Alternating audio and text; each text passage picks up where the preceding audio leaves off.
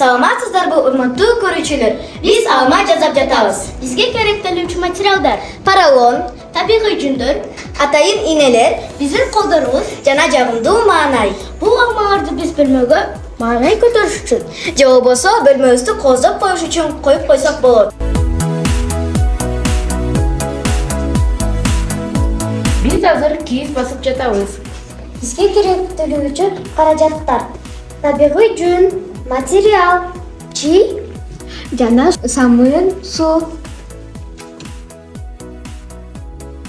Жасалуу процессинин биринчи этабы: биз чийди алып, үстүнө табигый жүндү коюп туруп, анын үстүнө дагы өзүбүздүн чыгармачылыгыбыз менен жана фантазиябыз менен өзүбүздүн композицияны кылсак болот.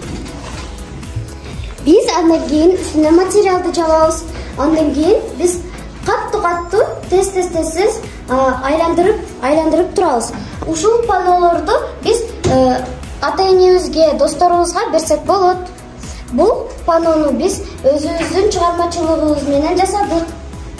Мен килем жасап жатам.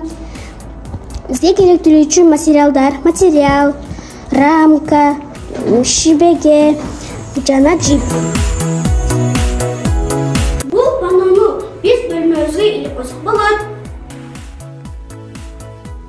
Мен чий жасап жатам.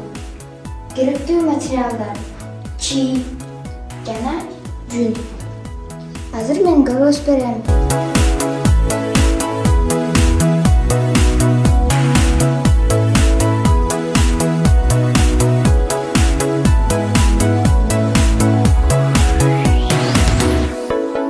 Мен чачы жасап турам. Чачыга керектүү материалдар бул жип жана рамка. Эми кантип чачы кылганымды көрсөтүп берем.